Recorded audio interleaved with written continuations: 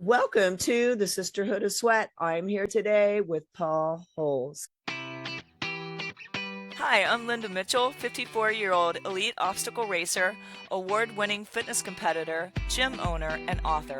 Welcome to the Sisterhood of Sweat podcast, where we will approach the difficult topics of life, interview inspiring guests, and bring empowerment to all. This community is a place where we can be who we are instead of who others want us to be. Let's get started.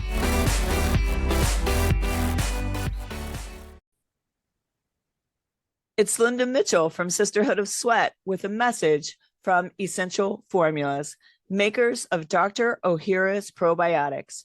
For over 3 decades, Dr. Ohhira's Probiotics has redefined what it means to nourish your gut, blending ancient Japanese fermentation wisdom with cutting-edge microbiology. Unlike conventional probiotics grown in labs, Dr. Ohhira's Probiotics formula is naturally fermented for 3 years in a nutrient-rich medium. No artificial additives, no chemical fertilizers, just pure whole food ingredients transformed by time. You'll find non-GMO, 100% vegetarian, and hypoallergenic Dr. Ohhira's Probiotics at your favorite health food store nationwide. Discover the Dr. Ohhira difference. Welcome back to the Sisterhood of Sweat. I'm your host, Linda Mitchell. Today, we're diving into one of Hollywood's most enduring mysteries, the death of Marilyn Monroe. More than 6 decades after her passing, questions still linger. Was it really a suicide, or is there more to the story than we've been told? Joining me is one of the most respected investigators in America, Paul Holes. Paul is a retired cold case investigator known for helping solve Golden State Killer case through groundbreaking DNA and genealogy techniques. He is also a New York Times best-selling author, television host, and one of the most trusted voices in true crime. Now, Paul is helping revisit one of history's most famous cases in Fox's new special, Celebrity Crime Scene, Marilyn Monroe, premiering June 21st on Fox. Using revolutionary virtual crime scene technology, Paul and his team re-examined the evidence surrounding Marilyn's death in ways never before possible. I am so excited to welcome Paul Holes to the show today. Welcome. Hi, Linda. How are you? Doing amazing. Paul, you've investigated some of the most infamous cases in history. What made Marilyn Monroe's death worth revisiting more than 60 years later? Well, I was a few months ago, I was given the opportunity. I had a producer call me up and say, would you be interested in looking at Marilyn Monroe's death? And of course, I was aware of Marilyn Monroe, and I was generally aware that, the official ruling was a suicide. And I said, yeah, I'd like to take a look at that. And so I rolled up my sleeves and I started digging in.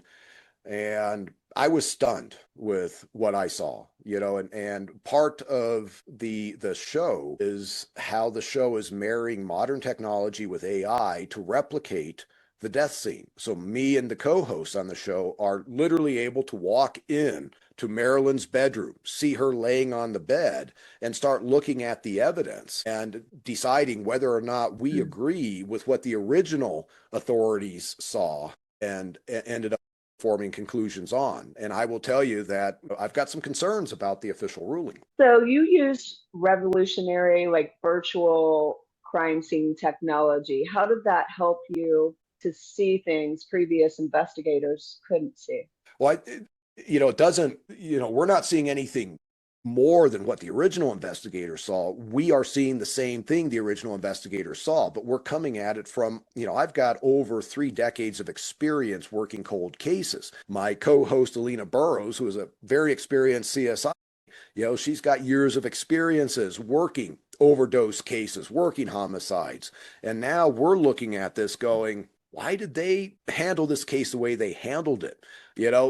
And to be frank, the case was completely bungled from the very beginning by a very well-resourced, experienced agency, LAPD. LAPD in 1962 was not this incompetent. why did they handle such a high profile case in such a poor manner? I think there's some nefarious reasons as to why that happened. Well, without giving away too much, what was the most surprising thing your team uncovered when you reconstructed the scene of Marilyn's death? I think the most surprising thing was the obvious staging of the crime scene. This had been altered, and in fact, Officer Jack Clemens had walked into that scene right after LAPD was notified, and he said, "This doesn't look right," and he was shut down. And as soon as an experienced law enforcement officer says something is not right here, that's when crime scene tape should go up, homicide and CSIs roll out, and you treat it like a homicide until you prove that it's not. That is not what happened here. And so walking through the crime scene, it becomes obvious this is staged. And anytime somebody stages a crime, it's to make it look like it's something that it's not. And nobody stages a suicide to look like a better suicide. People stage homicides to look like a suicide to prevent becoming suspects in the homicide.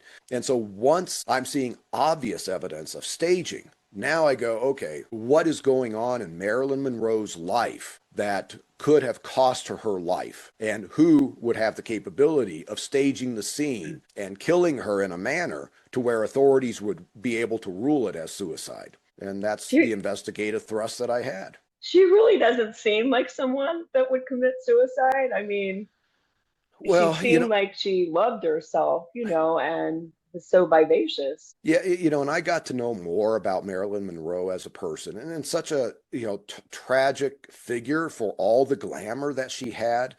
She was struggling with mental health. She was struggling with alcohol and drug addiction. You can't always tell. Yeah, and there had been a couple of times prior to where she took too many drugs and called to be rescued. And they're saying these were suicide attempts. Right now, I don't know if Marilyn had, confided in her psychiatrist. Yes, I thought I was going to kill myself, and I decided against it after I took the pills. So there is some aspect to her psychology where it's, you assess it just from that side. You go, yeah, she was struggling. She had been fired from the latest movie that she was involved with. She had her psychiatrist over earlier in the day and was, struggling with some of the, the stressors that were going on in her life. Maybe she did take her life. But then you look at what else was going on in her life and you go, oh, hold on here. There's too much churn that the authorities investigating her case back in the day never even considered. And now I'm looking at it as an investigator going, you know what? I got to look over here. And quite frankly, I think over here is more likely what happened to her based on some of the inconclusive findings of the autopsy. And you've worked on cases like the Golden State Killer. How important has modern technology become in solving mysteries that once seemed impossible? Well, that's, something like Golden State Killer. I was on that case for 24 years, and each iteration of the newest technology was applied to that case and had failed to identify who that was. And then in 2017, I stumbled across this genetic genealogy tool, and that ultimately was used to solve the Golden State Killer. And it turns out it's this Joseph DeAngelo, a former law enforcement officer. And since that time, hundreds of similarly unsolvable cases have been solved using that modern technology. And that's on the DNA side. In a case like Marilyn Monroe, where the physical evidence is long gone, as far as if anybody has attempted to get access to it, case file information has been destroyed. Tissue samples were destroyed right after her death. There's a lot of bumbling going on that's suspicious.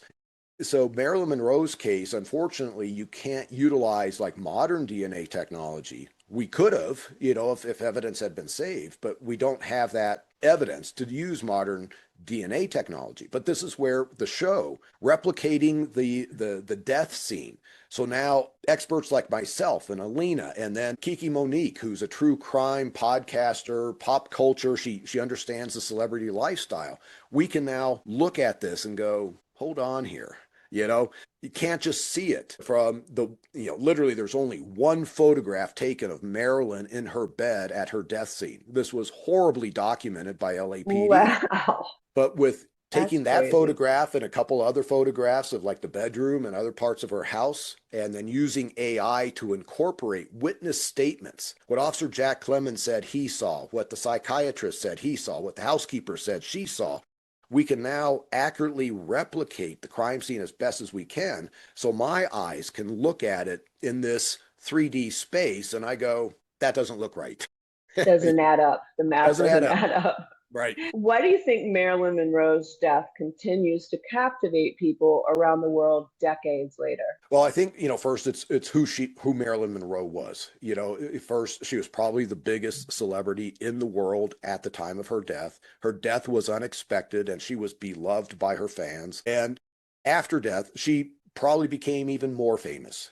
She is sort of the epitome of Hollywood glamour, if you will. So, and she crosses genders. There's women that want to be Marilyn Monroe. There are men that want to be with Marilyn. She very much is that figure. But her death, I think, fascinates people because, first people are going, well, she had everything going for her. Right. Why would she take her life? Exactly. And then you start learning about the other parts of her life, where, within weeks of her death, she's at this Cal Neva Lodge owned by Frank Sinatra, and she's seen with Sam Giancana, the head of the Chicago mob, so she's got this association with the mafia, and then she's got sexual relationships with the president of the United States and his brother, so John F. Kennedy and Robert Kennedy. Can of worms.